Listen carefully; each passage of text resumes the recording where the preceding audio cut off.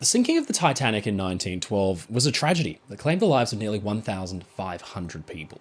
But it wasn't only human lives that were lost to the icy water. Aboard that ill-fated voyage were personal treasures, some of immense monetary value, others just steeped in sentimental worth. Around 2,200 people boarded the great ship, and they took with them the personal effects that made up their daily lives. For some, like those in first class, these were simply expensive but cherished trinkets. But for others down in steerage, it was literally all they had. But one thing I often get asked about, and actually most recently by my friend Garrett, which is why I'm making this video, hi Garrett, is what were the most expensive items that were lost with the Titanic? From priceless jewels, technological marvels, and even an infamous book.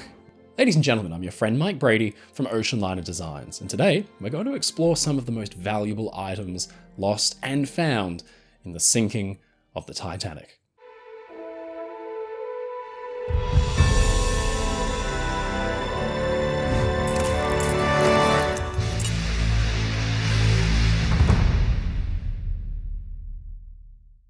The voyage of the Titanic meant different things to different people on board. For some, it was an opportunity at a whole new life, but for others, it was the most luxurious means of conveyance home after a relaxed vacation in Europe. Now, the sheer excitement of a ship's maiden voyage was a magnet for some pretty unique individuals and characters who brought along with them their belongings that matched their stature. Now, of course, within days, many of the personal belongings and treasures that boarded the ship at Southampton, Cherbourg, and Queenstown would find their final resting places nearly 4 kilometers below the ocean's surface. Madeleine Astor sat at the edge of lifeboat number 4, her heart gripped by both relief and despair. At just 19 years old and 5 months pregnant, she had watched her husband, John Jacob Astor IV, one of the wealthiest men in the world, disappear into the freezing waters of the Atlantic. Astor was not just any man, he was a titan of real estate, a member of one of America's most renowned and wealthy families, but he was also an inventor and a science fiction writer. His personal wealth at the time was estimated at $87 million, which would today be around $2.75 billion. Now, the Astors had been on an extended holiday on a honeymoon in Europe, a trip that was taken partly to escape the scrutiny of their scandalous marriage. Astor was 47, and Madeleine was just 18 when they were wed. In fact, was actually younger than Astor's eldest son. Their return to America on the Titanic was supposed to begin this next chapter in their lives because Madeleine was pregnant. Now, Astor had a deep love for Madeleine. He showered her with lavish gifts, and it was very clearly evident in the jewelry she carried aboard the Titanic. This was a collection of diamonds and pearls worth millions. Now, it's hard to know exactly how much these jewels were worth. Some stated that they were priceless, but there are some things we definitely know for sure. For example, we know that her diamond solitaire engagement ring was supposedly, at the time, $25,000, which today would be $790,000. Now, she had a $250,000 pearl necklace and a gilded menagerie of sapphires, rubies, and diamonds. So it's safe to assume that if she did lose any in the sinking of the Titanic, they would have been worth an extremely large sum. But the only thing is, we don't know what was saved and what was lost. Even in her mourning, Madeleine wore some of the jewelry that Astor had given her, including a diamond-encrusted choker and pearls. Now, if Astor saved all her jewelry that night before getting into the lifeboat, as some other first-class women did, then she must have kept them the rest of her life. So she did, in fact, leave some jewels to her son when she passed away, including a solitaire diamond ring and a pearl necklace.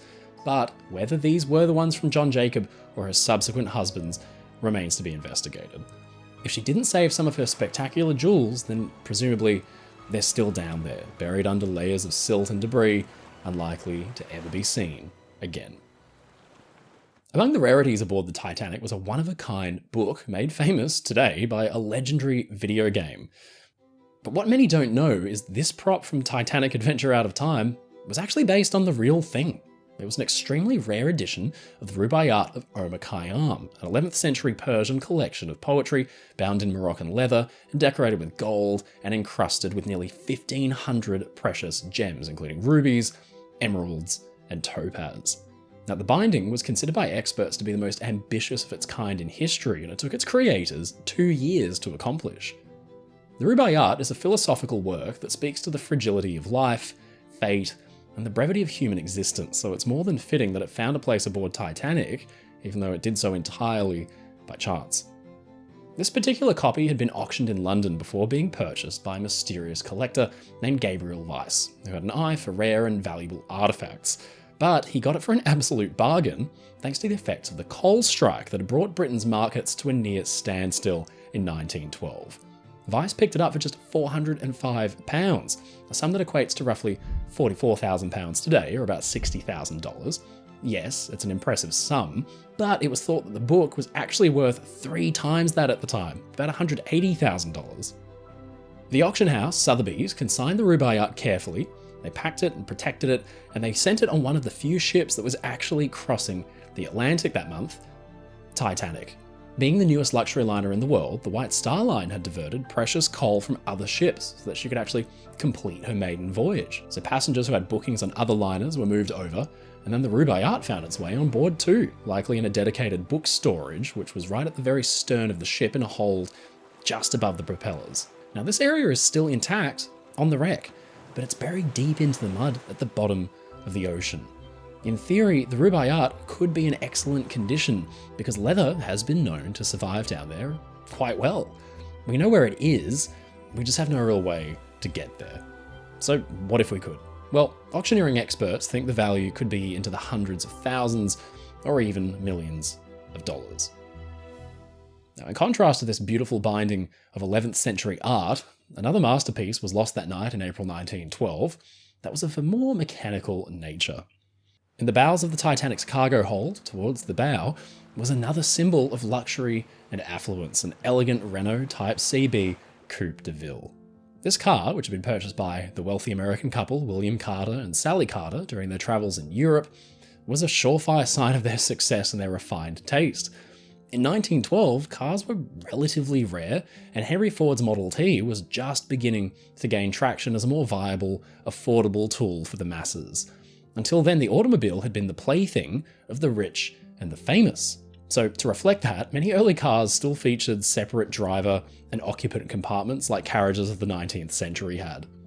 The Renault CB Coupe de Ville was a technological marvel of its time, and of course, for the Carters, once they got it back to the US, their exotic, European, beautiful red and gold vehicle would have turned a lot of heads. It's thought the car was the only automobile aboard Titanic, and it was kept down in one of the forward holds. Some also think that it might have been inside a sealed crate, which means that a famous scene from a certain film may not have actually been possible. When Titanic sank and the Renault went with it, Carter filed a $5,000 claim, which would today be worth about $160,000. Now, just recently, the same model of car was auctioned off in 2008 for nearly $400,000 of today's money. So were Carter's original car to be recovered as one of the most unique vehicles in history, it would probably fetch value well into the millions. Save for one small issue, it probably doesn't exist anymore. The thin bodywork will have essentially been eaten through, and its chassis, if it was made of wood, like many were back then, would have collapsed. It's likely that the rubber tyres might still be down there, and some of the brass fittings as well, but that's all that likely remains of this once magnificent machine. Isidor Straus, co-owner of Macy's department store, and his wife Ida were another couple aboard the Titanic whose loss is remembered not just because of their staggering wealth, but for their unwavering devotion to each other. Isidor was one of the most successful businessmen in America at the time, having turned Macy's department store into a household name. He'd served as a US congressman and was a philanthropist known for his generous contributions to various causes that were close to his heart. He was known as a man of humility and integrity, and he and his wife Ida had been married together for over 40 years. The couple had been traveling in Europe and were returning to America aboard Titanic. They brought with them many valuable belongings, including Ida's jewelry. Now, both Ida and Isidor were tragically lost when Titanic sank, as they famously refused to be separated from one another. With them went everything they'd brought aboard Titanic. Now, it's thought many of Ida's jewels were lost with the ship. We just don't know which ones, so it's hard to get a bead on exactly what kind of value went down with Titanic. We can get some clue from the jewels that she left behind when they had to go through her estate. Among her possessions were a guard chain of gold, set with 12 diamonds and 12 oriental pearls, a brooch with 31 diamonds alone, a hairpin of amber with a scroll of platinum and gold mounted with 125 diamonds, and a platinum brooch containing 130 diamonds and 8 pearls. Now, the value of these items, adjusted for inflation, would be well over $100,000 in today's value. Now, this gives us some insight into the potential worth of the jewellery and belongings that were lost on Titanic. Because first-class ladies were expected to dress lavishly for dinner, Ida would have been carrying some of her finest with her. And it almost survived. She'd actually handed it to her personal maid, who'd got into a lifeboat, but then Ida took it back off her. When the time came for the Strauses to board their own lifeboat, Ida famously refused to leave her husband.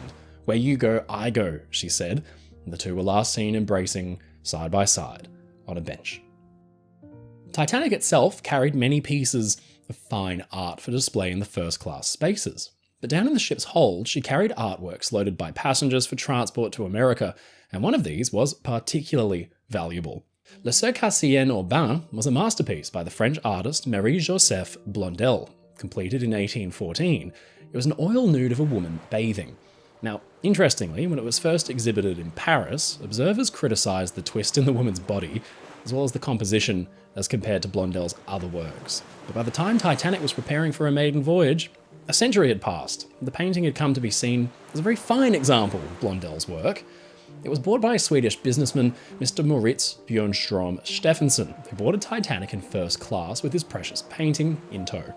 Now, on the night of the sinking, he was fortunate enough to survive, boarding a lifeboat after assisting with the loading of others before him. When it came time to lodge financial claims for lost goods, Björnstrom Steffensen lodged an eye-watering $100,000 claim that would today come in at a whopping $3.1 million. Now, this was the single largest claim filed against the White Star Line for any one lost good or article during the disaster, and it absolutely dwarfed the claim made by the Carters for the lost Renault. Now, in the end, he was never awarded anywhere near the amount he had filed for, and Blondel's bathing woman was confined to the depths forever. Relatively little was actually known about the painting, and were it not for a handful of engravings made of it in the 1800s, then we'd have no idea of what it even looked like at all. But a century after its loss in 2014, an anonymous artist going by the moniker of John Parker completed a recreation of the artwork based on Blondel's other works, as well as the surviving engravings that gives us a rare, tantalizing glimpse at the bathing woman that went down with the Titanic. Other items that were lost with Titanic were recovered and have gained provenance and unbelievable value since 1912.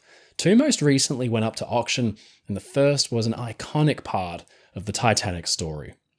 Wallace Hartley was the 33-year-old bandmaster aboard Titanic, and he famously played alongside his orchestra while the ship sank to try to instill calm amongst the terrified passengers and crew. Tragically, he lost his life in the disaster, and his body was later recovered by the Mackay Bennett, the cable-laying ship, nearly 2 weeks after the sinking. He was still fully dressed, and his violin case was strapped to him. The case disappeared after the recovery, but then, after many years, in March 2013, an investigation determined that an item that had been in the possession of a British man was indeed the violin Hartley had used on the Titanic.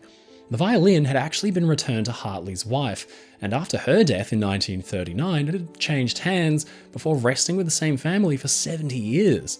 Now, the violin was a gift originally from Hartley's fiancée, and it still carried her engraving to him on an inset silver plate.